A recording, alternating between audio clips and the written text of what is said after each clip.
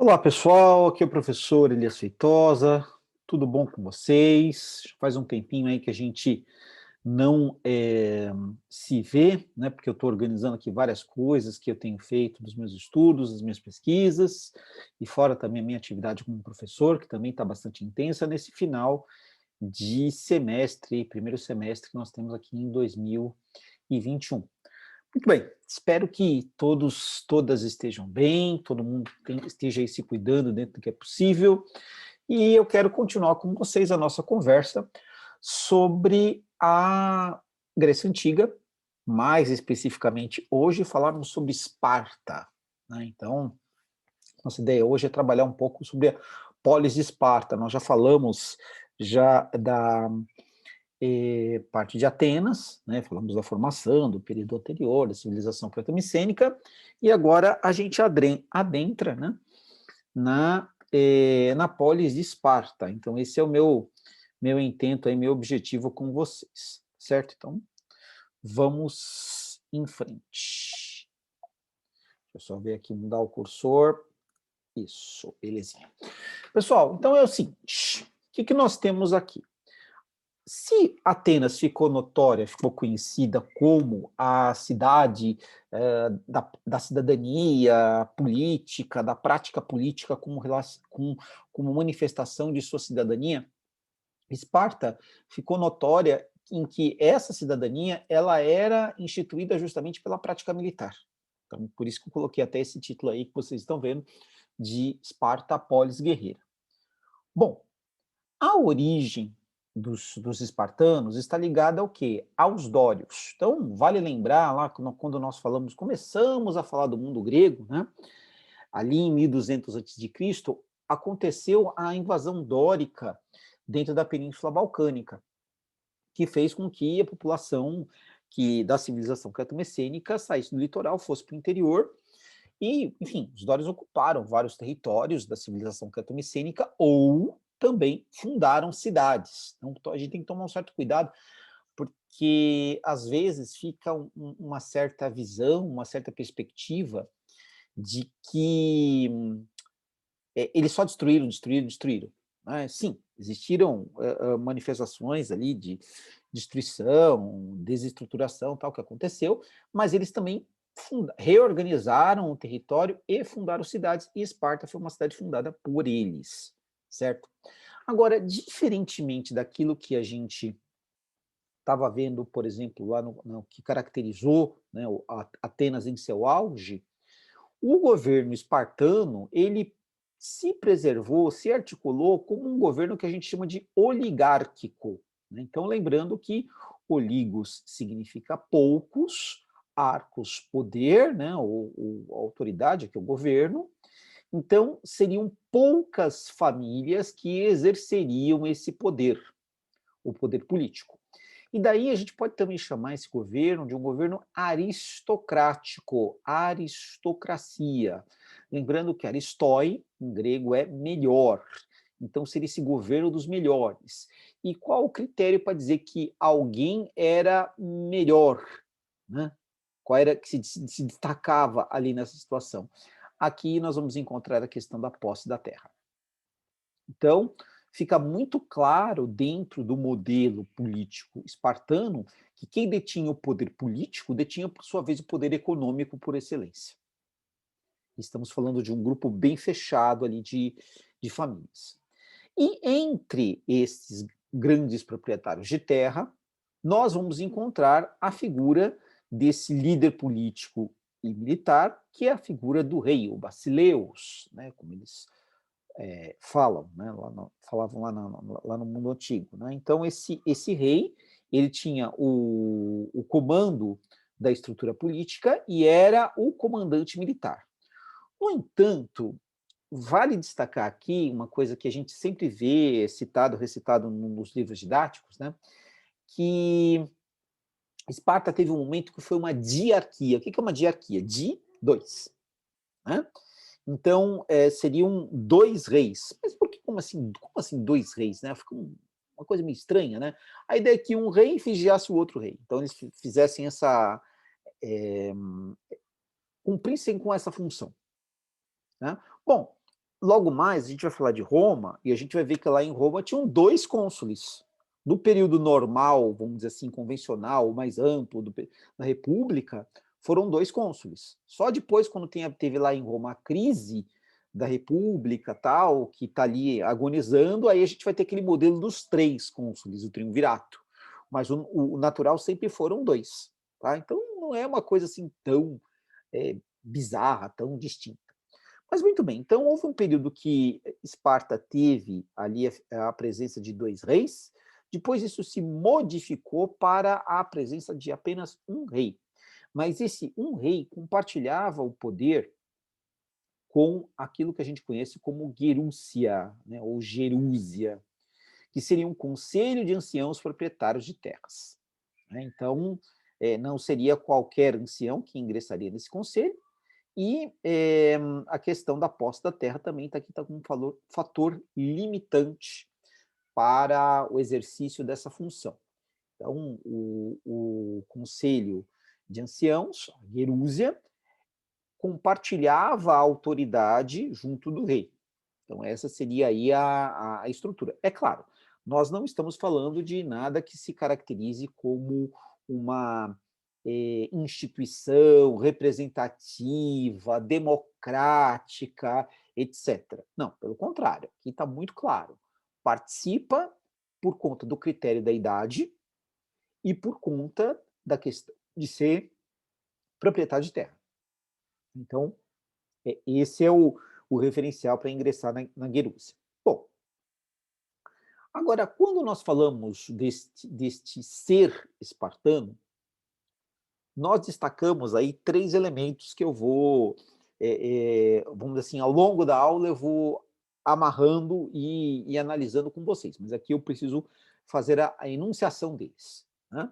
Que são o militarismo, então a prática o bom soldado é o bom cidadão, herança dórica. A questão da xenofobia, então esse xenos aqui, o externo, é o de fora, e phobos é o medo, né? Então, aversão aos estrangeiros. Então, isso é um dado interessante, porque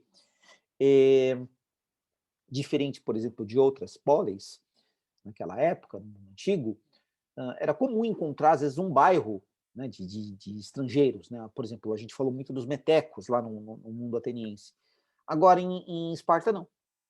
Em Esparta, a gente não vai encontrar um bairro de uma presença, uma comunidade estrangeira ali estabelecida, vivendo em Esparta.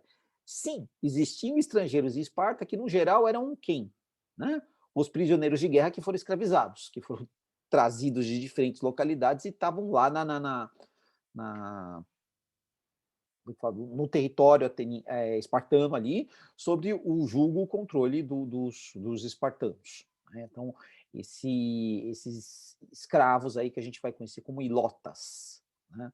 Bom, então, ilotas é, é o nome que se dava aos escravos ali que os espartanos se utilizavam. Né? E um terceiro item é a questão do laconismo. Né? Então, digamos assim que, enquanto lá em Atenas a gente viu a questão dos cidadãos buscarem, né, participar da assembleia, discutir, debater tal, no caso, a situação espartana é oposta.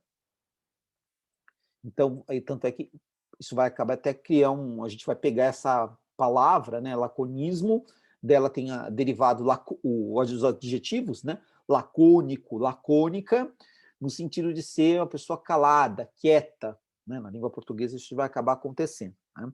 Vale lembrar, gente, que é o seguinte, depois eu vou mostrar um mapa aqui para vocês, mas Esparta está lá bem no sul da península, né? E ficava dentro de uma região chamada Lacedamônia, certo? E a região ali mais próxima a Esparta era a Lacônia. Então tem a Lacedamônia, dentro da Lacedamônia tem a Lacônia, dentro da Lacônia você vai encontrar lá Esparta. Esparta está ali, certo? Então é importante saber disso, por quê? Porque, por exemplo, às vezes, os autores antigos, de um modo geral, ao se referirem a eles, espartanos, não os tratavam por espartanos, tratavam por lacedamônios, muitas vezes. É que nem a gente vai encontrar o ateniense não sendo chamado de ateniense, mas sendo chamado de Árcade, porque ele vivia na região da... Atenas está dentro da Arcádia. Né? Então, isso acontecia. Agora, este laconismo vem dessa ideia de falar pouco, obedecer. Então, isso tem muito a ver com a prática militar, com a vida militar, e vai se, por exemplo, isso foi se estruturando ao longo do tempo dentro do modo de ser espartano, né? Uma oposição à questão da eloquência, da, da oratória, do discurso, que é marcante lá em Atenas, né? No caso de Esparta, é o oposto. Agora, a gente tem que tomar cuidado, eu acho que eu mencionei isso quando eu falei sobre Atenas, mas não custa aqui a gente relembrar com os estereótipos. Não dá para pensar, por exemplo, que todos os atenienses lá eram pessoas extremamente cultas, sofisticadas, etc. e tal, e os espartanos eram uma horda de trogloditas musculosos de cérebro de ervilha, rudes e tudo mais. Não é necessariamente bem assim. Tá? A gente não pode ir nem para o extremo nem outro. Tá? Então, só para a gente não ficar reiterando, né, os estereótipos, as formas aí de apresentação, de expressão do que é o modo de vida espartano, do que é o modo de vida ateniense. Bom, isso aqui é uma visão geral. Agora eu vou analisar com vocês alguns... a gente tem alguns documentos materiais, né? Que isso é um dado também bastante interessante, assim, enfim, a gente quando... Não é... A minha área de pesquisa é a história medieval, né? Mas eu conheço muitas pessoas que pesquisam e estudam história antiga. E dependendo da época que você estudar e a região que você estudar, você tem uma quantidade maior ou menor de referências, né? E por incrível que pareça, os materiais ligados à Esparta não são tão abundantes quanto, por exemplo, a gente tem de Atenas. Né? Então não é tão simples, não é tão fácil você reunir. Mas eu tenho uma amostragem aqui que é bastante interessante para a gente ver tanto da parte da cultura material, também com outros textos, fontes escritas que falam aí do período, né, que nós estamos analisando. Muito bem, então vamos lá, vamos seguir aqui. Eu tenho aqui uma referência importante para passar para vocês, que ela vem do Plutarco. Né? Então, Plutarco é um historiador lá da antiguidade, e ele escreveu sobre biografias, né, de vários personagens famosos tal, e escreve também sobre o modo de vida espartano. Tá? Então, isso é uma das fontes que a gente tem lá daquele contexto, falando sobre aquele contexto. Né? E quando a gente fala do militarismo, né, uma coisa que ficou notória, marcante, é a questão do treinamento militar. Né? Então, esse treinamento militar envolvia essa preparação do indivíduo, né, ao longo da sua infância e adolescência, até atingir a vida adulta, como um soldado praticamente profissional. Né? Agora, o que é pertinente a gente observar é que não só os rapazes eram treinados, né, mas as moças também. E aí há um dado interessante. A mulher espartana, ela gozava de uma relativa autonomia se comparada com a mulher ateniense. Ok? É importante prestar atenção que eu usei a palavra autonomia, e eu falei de uma relativa autonomia. Tá? Eu não posso, e não dá para ninguém falar que a mulher espartana ela era livre. Não, ela não era. Mas no comparativo com o modo de vida que a mulher ateniense tinha, a mulher espartana gozava de maior liberdade, né, de maior autonomia. Por quê? Essa autonomia ela está focada por exemplo, ir sair à rua sozinho, administrar os negócios da família quando o marido estivesse fora, eh, participar até de competições, eventos públicos. Então a mulher espartana, ela circulava mais, diferente daquela mulher ateniense confinada lá no gineceu, né, lembrando que o gineceu é a parte da habitação ateniense, onde era o cômodo das mulheres, vamos dizer assim, o espaço destinado às mulheres. E no comparativo, obviamente, o treinamento masculino ele era completo, o feminino incompleto. Por quê? Porque a menina era treinada por um tempo menor, normalmente do final da infância até ali, 7, 8 anos, até o início da puberdade. Quando a menina entrava na puberdade, portanto, quando ela tinha a sua primeira menstruação, ela deixaria de receber esse treinamento e continuaria a sua educação em casa. Diferente, por exemplo, do que acontecia com os rapazes, que continuava a treinar toda a adolescência e seguia até a idade adulta. Agora, por que dar esse tipo de treinamento às mulheres? Né? Porque, por exemplo, elas seriam, em certa medida, a última linha de defesa de Esparta. Porque a circunstância é o seguinte: quando o exército por completo espartano saía da cidade, quem que ficava na cidade? As mulheres, as crianças, os idosos e os escravos. Bom, os espartanos, por sua vez, não colocavam armas nas mãos dos escravos. Então, fora de cogitação.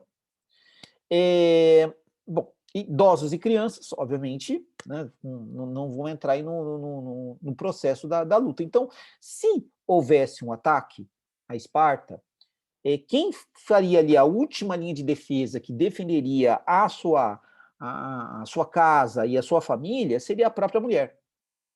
E no limite, na situação limite, ela não tendo chances de proteger, defender a sua casa, seu lar e tal, ela tinha como perspectiva o quê? Matar os filhos e se matar depois para ninguém ser escravizado. Por quê? Porque a condição da escravidão era abominável. Né? Essa forma de pensar aí a questão feminina tal, ela não é exclusiva de Esparta. A gente vai encontrar circunstâncias bastante próximas. É claro que cada caso é um caso, a gente tem que ver época, lugar, características próprias tal, mas eu poderia elencar aqui, por exemplo, entre os celtas, entre os vikings, entre as tribos germânicas, né, que a gente vai encontrar ali teutos, godos, saxões, a gente vai encontrar circunstâncias em que há presença de mulheres em campo de batalha, em dado contexto, em dado momento. Mas aí a gente tem que fazer os estudos de caso. Né? Não dá para fazer uma visão genérica. Então, e a gente vai encontrar também essa questão da mulher sendo ali a protetora, sendo ali a defensora da vila, da aldeia, os maridos estavam fora, os pais, irmãos, etc., todo mundo estava fora, então elas defendiam ali o lugar. Então isso não é uma coisa só específica da questão espartana para a gente ter em mente. Muito bem, agora esse treinamento que a gente menciona aqui, ele é conhecido, né, no grego original, agogê, ou agogê, que a gente pode traduzir por adestramento ou treinamento. Acho que essas seriam as melhores explicações, digamos assim. Né? E o que o Plutarco nos fala é que seria justamente agregar um sentimento de coletividade bastante intenso e, obviamente, formar os guerreiros. Né? Então, essa formação era não só ensinar as práticas de combate, mas vamos pensar também de sobrevivência num espaço hostil, num mundo fora ali da polis, nos campos, florestas, enfim, nos lugares em que eles tivessem ali que tentar sobreviver. E nesse caso, a ideia era saber também, portanto, desenvolver a astúcia, a esperteza, né, para conseguir, né, como se alimentar, como se manter e tal. Né? Bom, dentro desse processo, o que os guerreiros espartanos deveriam ser extremamente eficientes e provar a sua condição, né, de excelência dentro da prática militar. Bom, então esse treinamento ele era estendido, né, dos 8 aí aos 17, 18 e tal, e por volta desses 17, 18, acontecia um rito de passagem que eles chamavam de criptia, né, ou cripteia, né, se a gente for portuguesar e trazer para o português. Criptos, em grego, é esconder, né? Então, qual que era a ideia? Eles soltavam, o governo espartano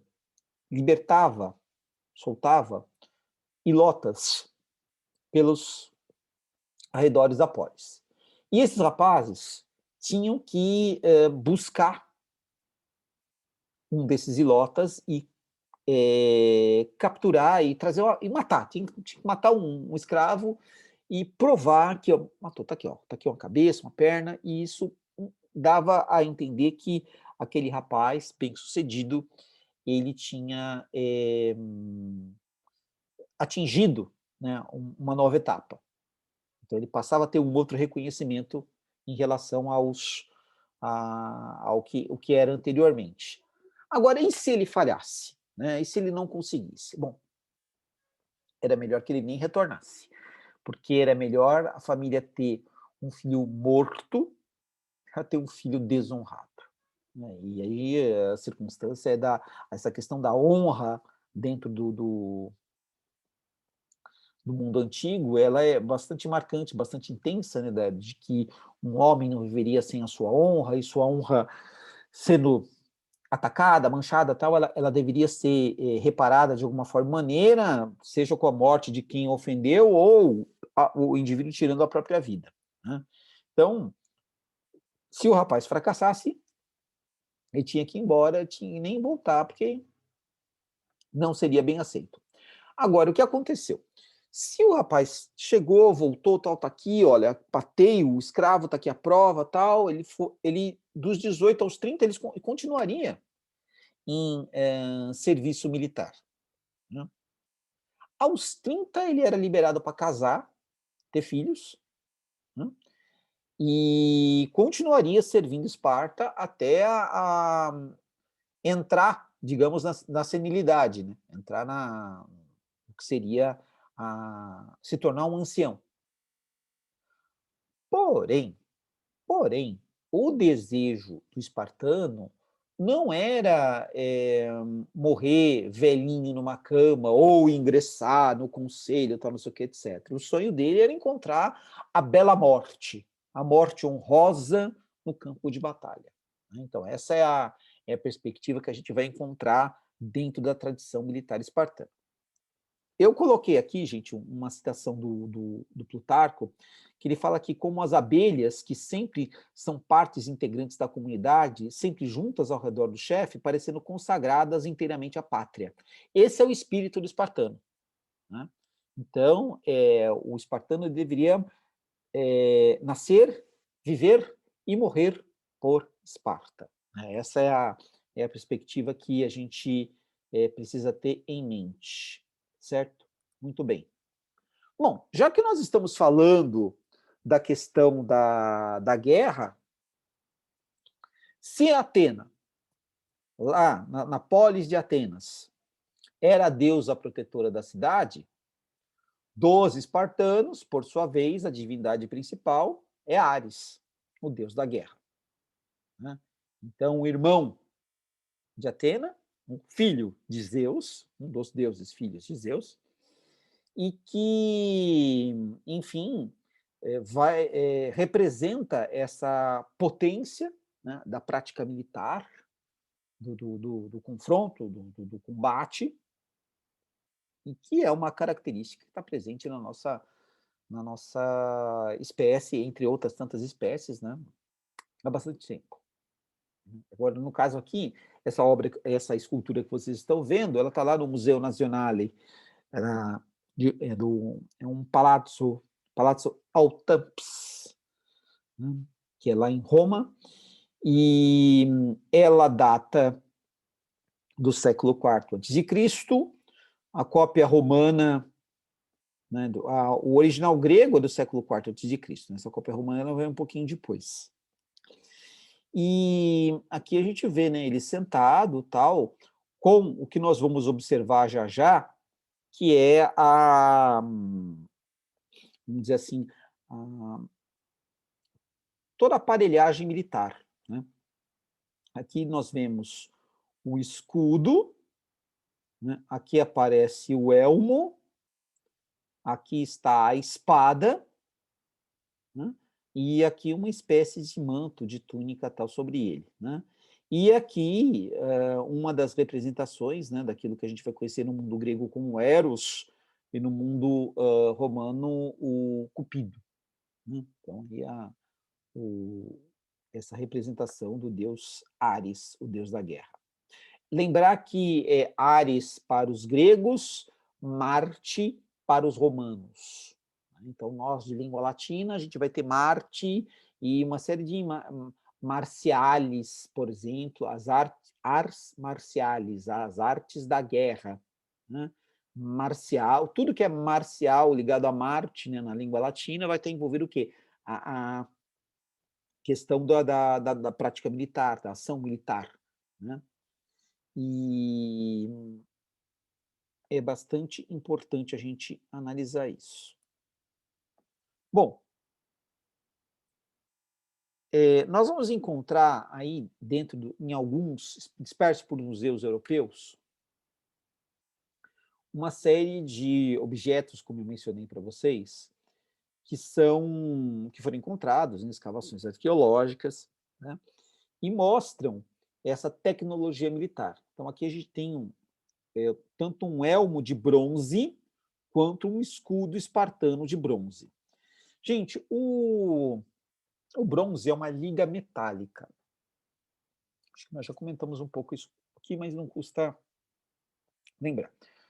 Certa proporção de cobre, certa proporção de estanho, misturados ali, fundidos, e eis que surge essa liga metálica, que era bastante resistente, só depois vai perder para o ferro, né? Então, por isso que a gente fala das idades dos metais, a idade do bronze, a idade do ferro, quando a gente vê o que? A metalurgia ela mudando, né? Aí depois vai surgir a siderurgia, que contém o aço, né? Então, bronze, ferro e mais à frente o aço, né? Mas aqui no caso a gente está falando do bronze. Então, ambos são de mesmo período, né? Dos anos 400 ali antes de Cristo, século V, né?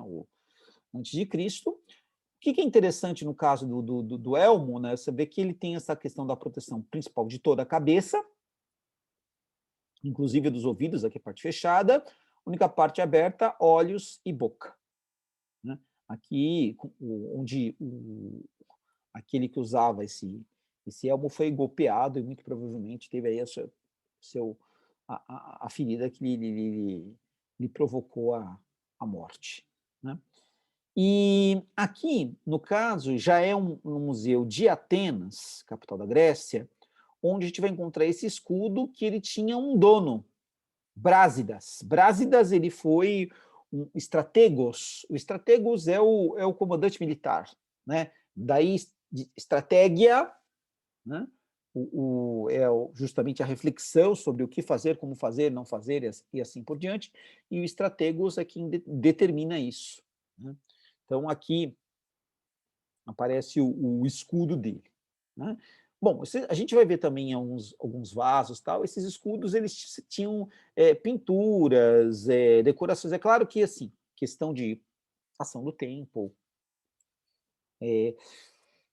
desgaste dos materiais, ou materiais que foram usados, que, assim, em curto prazo, quer dizer, longo prazo, eles se deterioraram. Então, aqui a gente só tem a estrutura metálica, né? Mas a gente vai ver que eles eram amplamente decorados, tinham vários elementos iconográficos que são bastante marcantes dentro desse contexto, né? E aí, o mesmo Brásidas que a gente viu aí o escudo, esse daqui seria o ossuário com a coroa, então o estrategos, ele tinha no período ali que o comandante, né, ele era reconhecido, então ele usava essa coroa, né, de autoridade, de poder, né? E o que nós estamos vendo aqui é o ossuário onde colocaram lá os restos mortais dele. A gente deve lembrar que os gregos, no mundo antigo, durante muito tempo, o que eles fizeram? Eles queimavam os seus mortos, né? Então, o corpo do morto era cremado, e aí as cinzas recolhidas e poderiam ser colocadas numa urna como essa, levada para uma necrópole ou coisa parecida, né? Então, era algo assim que funcionava. E nesse caso aqui, a gente tem, então, essa estrutura, né, esse ossuário, ele é de madeira recoberto com prata, né, e aí os restos mortais estariam aqui dentro, e aqui esta coroa, né, como nós vemos, é uma coroa feita de ouro, né, então ouro aqui que era o símbolo da autoridade do Estrategos. Bom, em outros lugares, em outras épocas, a gente vai ver os comandantes militares usando símbolos, usando armas, usando certas referências que são bastante características, digamos assim, né? Bom, peraí. Bom, aqui nós temos um vaso que ele é do século VI antes de Cristo, né? Então dos anos 500 ali antes de Cristo, está lá num dos museus estaduais alemães, em Munique, e mostra um pouco aí da prática militar, né? E vai falar desse personagem do mundo grego, que é o Oplita. Então, a gente costuma usar a definição, né, esse termo Oplita, para falar do soldado. Oplon é o nome do escudo. Tá? Oplon é o escudo. Então, Oplita é aquele que carregava, que lutava com o escudo. A gente vai ver que tem aí uma constante, né, a presença do escudo, da lança, do elmo, também da espada. Agora, casos e casos, né? Então, por exemplo, aqui eles aparecem nus, lutando, parcialmente cobertos, né? Em outros casos, não, eles vão estar com cobertura maior, né, menor. Então, tem uma variação dentro dessa forma de se apresentar no campo de batalha, né? Então, isso é uma coisa que a gente vai ver com mais detalhe. Aqui, um outro vaso também, vaso Chigi, que está lá no Museu Nazionale de Roma, e aqui nós vemos, né, os hoplitas, né, então os escudos com símbolos diferenciados, tal, né, então aqui que nem algo que remeta a um leão, uma espécie de águia, um boi, aqui um outro pássaro, aqui um rosto de uma pessoa, pode ser uma górgona, né, um monstro, uma criatura monstruosa, algo assim, e eles aqui fechados com os elmos, né, naquilo que a gente vai conhecer como a falange. Então, isso é um dado interessante, que é o seguinte: aqui é um momento em que esse vaso é do século VII antes de Cristo. Então, ele é mais antigo que o anterior, né? Então, como a gente estivesse fazendo uma volta no tempo, comecei mostrando coisas para vocês do século V antes de Cristo, sexto, agora sétimo, 600 antes de Cristo, né? Então, o que acontece? A arte militar espartana, ela desenvolveu um mecanismo muito interessante de ação militar contra os inimigos e, ao mesmo tempo, de proteção entre os soldados, que é a falange. Então, esse enfrentamento em bloco. Né?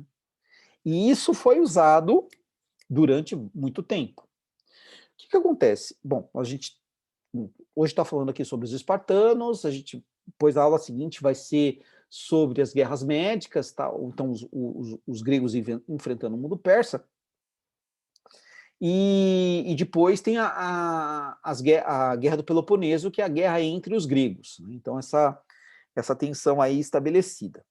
Bom, o que vai acontecer? Durante todo esse período, a gente vai encontrar um tipo de prática militar constante, utilizada, estruturada e aprimorada pelos espartanos, que é a falange, essa luta em bloco. Os escudos, né, as lanças e o choque, né, o confronto de um bloco uniforme, coeso e esmagando as tropas dos inimigos. Era assim que eles procediam, era assim que eles combatiam. Depois que passa a Guerra do Peloponeso e chega o período da expansão macedônica, o rei Filipe II da Macedônia e depois o seu sucessor, o Alexandre o Grande, eles mantiveram, e assim, na época do Filipe II, houve o aprimoramento dessa questão do uso da falange. Né? Então, o Filipe da Macedônia ele agrega isso para os seus exércitos, e isso vai se transformando no quê? Numa forma de expressão militar marcante ali daquilo que seria o exército macedônico, ou, se a gente quiser, o exército do período helenístico. Porque isso vai tanto para o período do Filipe II, depois para o Alexandre o Grande, depois com as fragmentações, enfim, dos territórios entre os generais do Alexandre, essa prática está ali presente. E só lá no século II a.C., quando o mundo grego foi dominado pelos romanos, a gente vai ver os romanos desmantelando essa prática, porque eles já tinham o seu sistema lá, né? Os romanos, as legiões, tal, que também tem muitos pontos em comum, né? Mas depois a gente fala disso em Roma, aí eu retomo aqui a questão. Tá? Bom, aí, eu acho que já está aqui na sequência, eu vou compartilhar aqui com vocês, né? A gente vai assistir aqui, espero que... tem uma animação, é um projeto da Universidade de Londres, tá certo? Que, junto com vários especialistas, construíram aí uma espécie de animação sobre uma narrativa da guerra num vaso, né? Falando dessa questão da atividade militar. Então, ela tem em torno aí de 7 minutos. Eu vou tentar deixar o áudio um pouquinho mais baixo ali do original, porque é só uma música que também remete um pouco ao que seria a música da época, né? E tentar agregar aqui alguns elementos com o desenrolar da animação para vocês. Então, vamos só reduzir.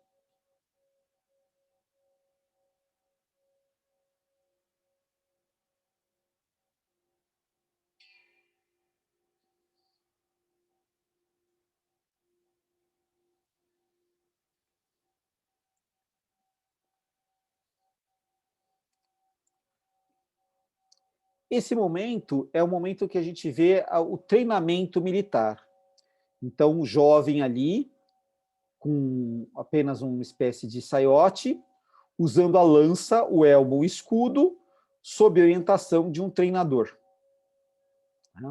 Então, ali é o hoplita em preparação. Atrás dele, ele porta uma espada nas costas. Espada grega, aproximadamente 60 centímetros de comprimento. E essa lança que ele vai usar, claro, aí a lança é um pouco menor, mas a lança que eles usavam na falange chegava a 2,5 metros de comprimento.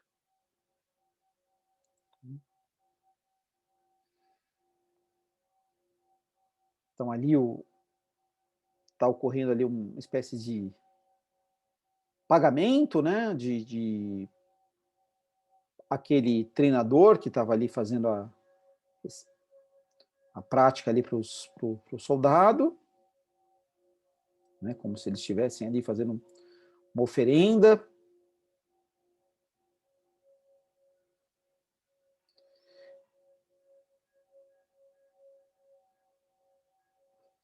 E interessante é que o indivíduo ele usa o elmo fora da cabeça, porque quando dentro da cabeça só era o momento da luta.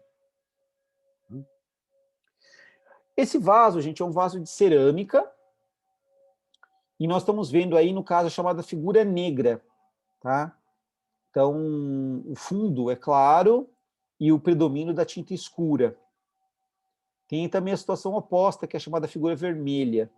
Essa, no caso, ela mescla um pouquinho. A gente vê, por exemplo, que o detalhe da barba, do elmo, da lança, tem um certo destaque aí para o laranja.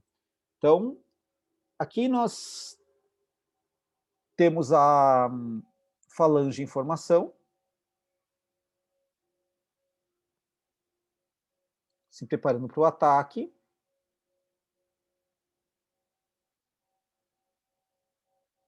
Aqui, esse já é um outro grupo, sendo informado que os inimigos estão vindo, estão chegando, né, estão cadenciando aí as lanças, marchando, batendo os escudos, tal. Então, o outro grupo ele vai se preparar para o enfrentamento. Todos se cobrem com elmo, escudo,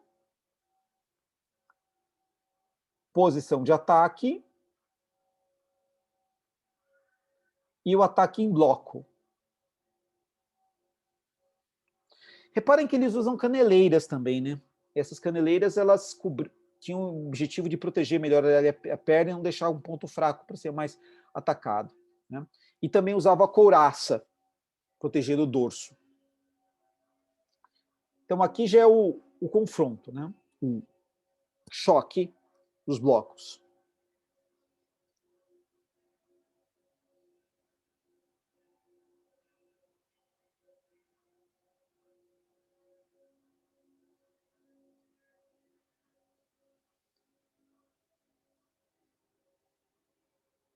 Então,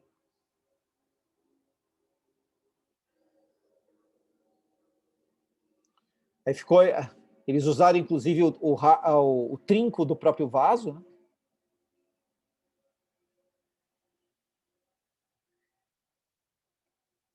Mortos lá e cá.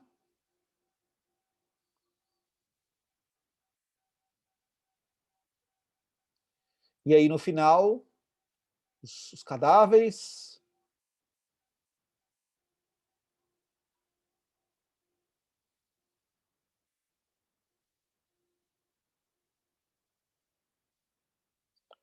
O golpe de misericórdia de um ferido.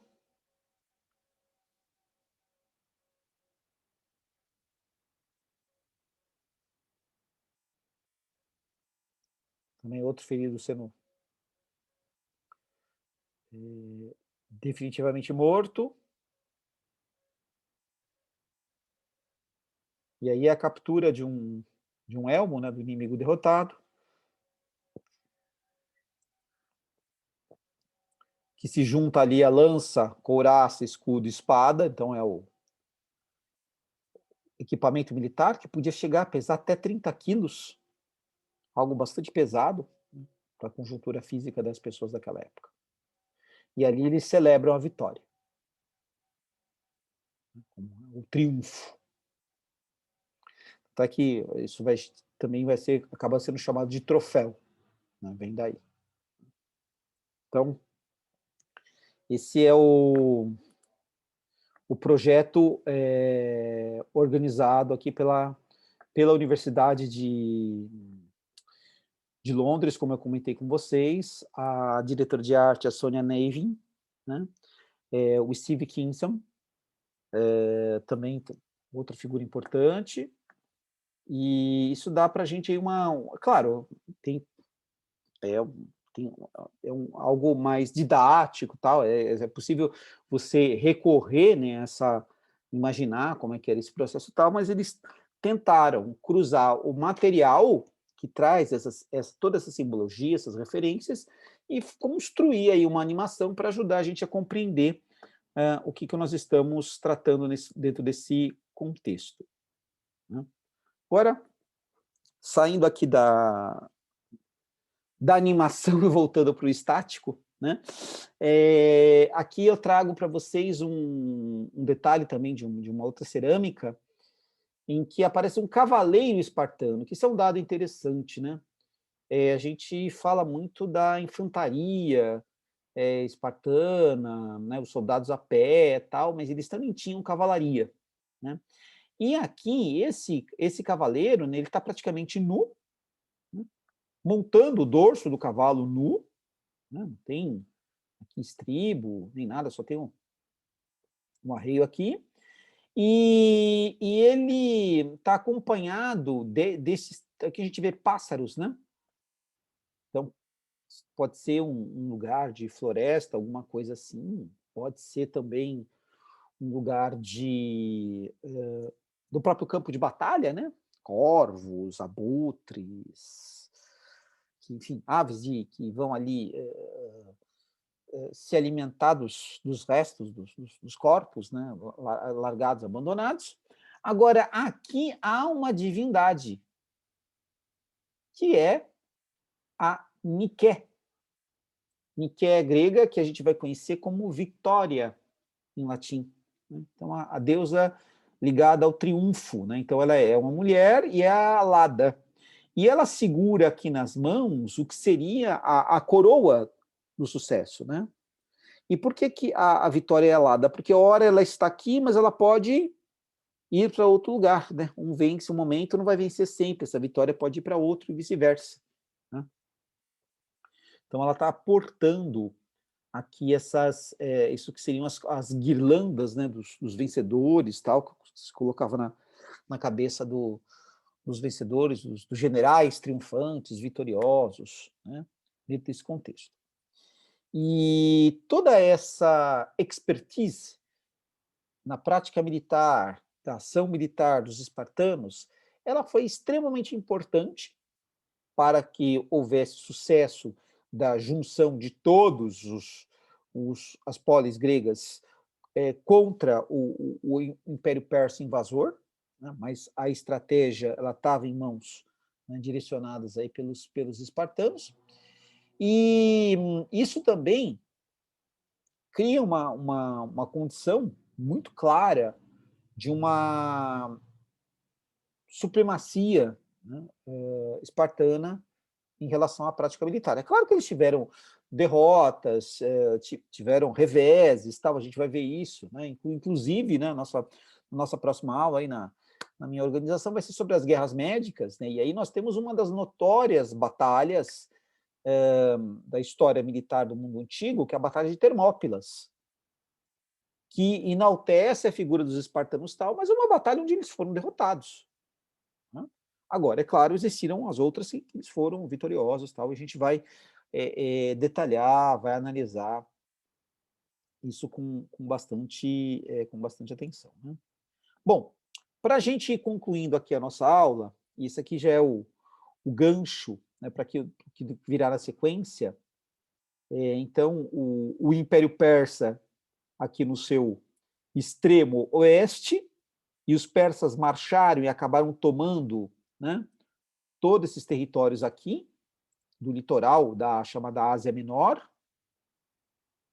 a Lídia, por exemplo, que é a região que fica aqui, entre outras, e depois vindo para cá, né? Vindo para a Trácia, Calcídica, e vindo cercar aqui o mundo grego de um modo geral. Bom, eu mencionei para vocês Esparta, ó, Esparta está aqui, ó. Então, esse daqui é a península do Peloponeso, está aqui, né? No interior dela está aqui, essa aqui é a Lacedamônia e aqui está a Lacônia, né? Então, a Lacônia está aqui, e a Lacedemônia, essa área maior. Né? Então, os espartanos estão aqui, os atenienses estão aqui na Arcádia, como nós já vimos na aula passada, e nesse mapa aqui, tudo bem que o conteúdo dele está mais direcionado à Guerra do Peloponeso, que é a aula posterior, né? Então, daqui 2 aulas, né? A próxima é sobre as guerras médicas, a seguinte será sobre a Guerra do Peloponeso, aí eu vou retomar esse mapa também, mas ele é muito didático em mostrar aí o processo do que nós estamos falando, né? Quem era a maior potência da época? O Império Persa, que se estendia daqui, onde a gente está observando, até o Vale do Rio Indo. Né? Então, a gente está falando de uma área de dominação de pelo menos 7 milhões de quilômetros quadrados. Praticamente um pouco menor que o tamanho do Brasil. O Brasil tem 8 milhões e meio de quilômetros quadrados, né? O Império Persa, nessa época aí, estava em torno de 7. E a expansão persa, ela pressionou as cidades, né, gregas aqui nessa região da Ásia Ocidental, e, por sua vez, também criou questões bastante importantes nessa região do próprio mundo grego, com a pressão que eles fizeram. Mas isso vai ser o assunto da próxima aula, e aí os espartanos estarão envolvidos nesses 2 momentos. A gente vai continuar falando deles com certeza. Bom, as nossas referências, eu mantive aqui praticamente a bibliografia comum que eu já tinha utilizado, analisado ali para falar da parte de Atenas, a parte de Esparta está aqui, né? As nossas principais referências, os clássicos, né, da nossa historiografia, né, o Ciro Flamarion Cardoso, a Maria Beatriz Florenzano, Pedro Paulo Funari, os clássicos da historiografia inglesa, né, como Moses Finlay, Donald Strong, da francesa, o Pierre Grimard, o Claude Musset, todos eles são aí ótimas referências para vocês pesquisarem. O Joseph Campbell, né, a parte de mitologia, a parte da questão simbólica, estrutural. A animação que eu mostrei para vocês, ela está nesse site aqui, gente, no ensinarhistoria.com, que é da professora Joelza, um site muito legal, profissional de muita qualidade, uma ótima referência aí para vocês pesquisarem informações, estudar para o vestibular, vale a pena, tá? Mantive também a questão do British Museum, né, sua parte de Grécia Antiga, o Louvre também, sua parte de antiguidades gregas, etruscas e romanas, e dos nossos aqui, o destaque para o nosso MAI e o Núcleo de Pesquisas Arqueológicas lá da Federal do Rio Grande do Sul. Né? Então, esse é o núcleo aí principal das informações, de onde eu consultei, de onde tirei as referências, e vocês podem aprofundar, vocês podem buscar mais coisas. Né?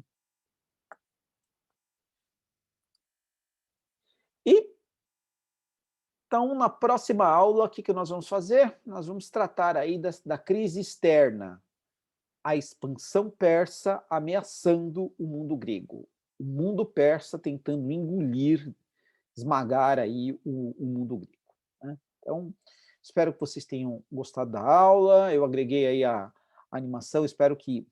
Vou ver como é que vai ficar o resultado na gravação, né? Espero que não fique tão problemático por conta, enfim, essas coisas tecnológicas, às vezes a gente pensa uma coisa, ou às vezes o resultado sai outro, mas fica como o indicativo aí para a gente ir, né, ir agregando, ir pensando, cruzando as referências da melhor maneira. Muito obrigado pela atenção de vocês. Não se esqueçam daquilo que é de praxe, né, de dar os likes, compartilhar com os amigos, fazer os comentários, sugestões, enfim, para que o canal a gente vá desenvolvendo aí, vai avançando mais e mais e mais para vocês. Então, muito obrigado pela atenção e até a próxima.